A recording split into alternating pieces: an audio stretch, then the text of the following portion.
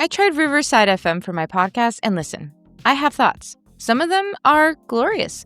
Some of them, let's just say I nearly deleted the whole episode out of spite. It's Caitlin here, and welcome back to GBRLIFE Reviews, where I test tools so you don't waste your time. Now, before we dive into everything to do with Riverside FM, I do want to let you know that there is a new video format alert.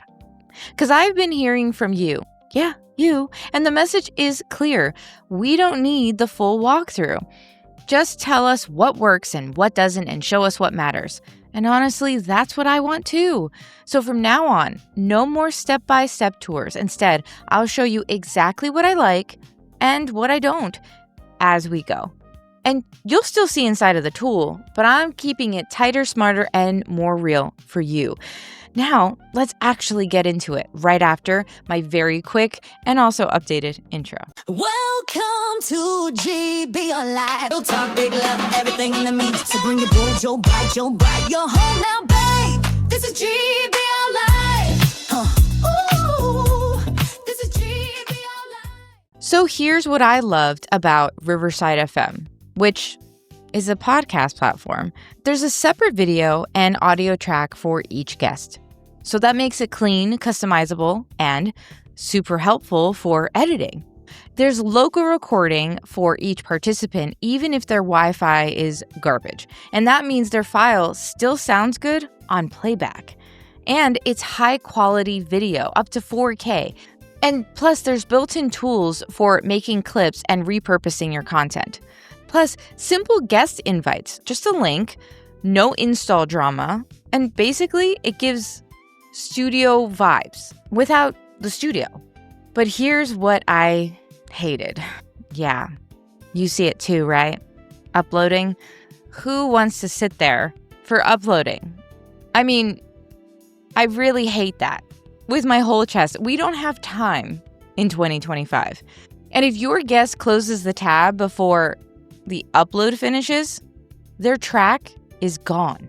No backups, no grace, just sadness. And you have to explain this to every single guest, unless they've already used Riverside, which they probably won't if they're doing guest work very often. And then the mobile app, it works, but just barely. I wouldn't trust it for anything critical.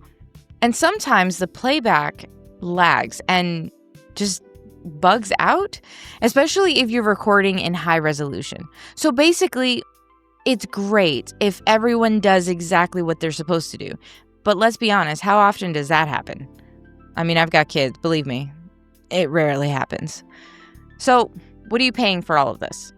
The free plan. It gives you 2 hours of separate track recording. And after that, the paid plan starts at $19 a month or $180 annually. So like a 20% discount for anybody who chooses the annual price. And it gives you the 5 hours of recordings and up to 4K video quality as its biggest benefits.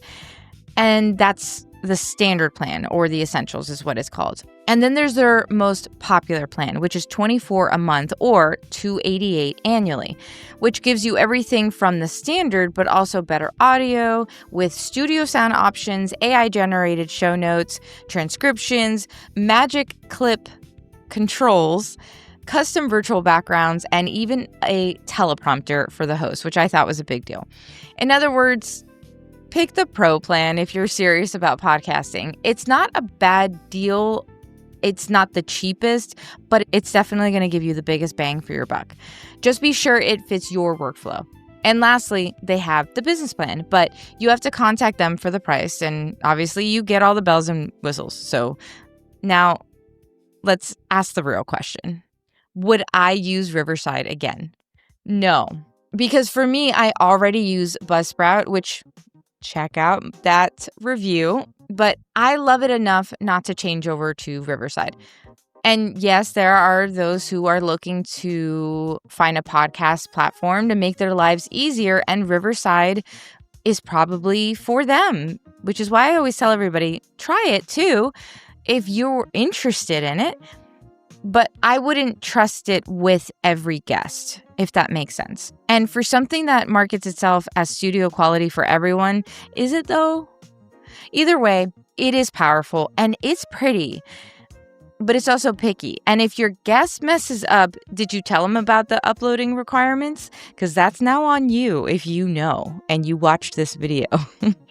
But that's why for GBRLIFE ratings, I'm giving this a 3.5 out of 5. Because as I was trying to allude to, it's good, but it's not great.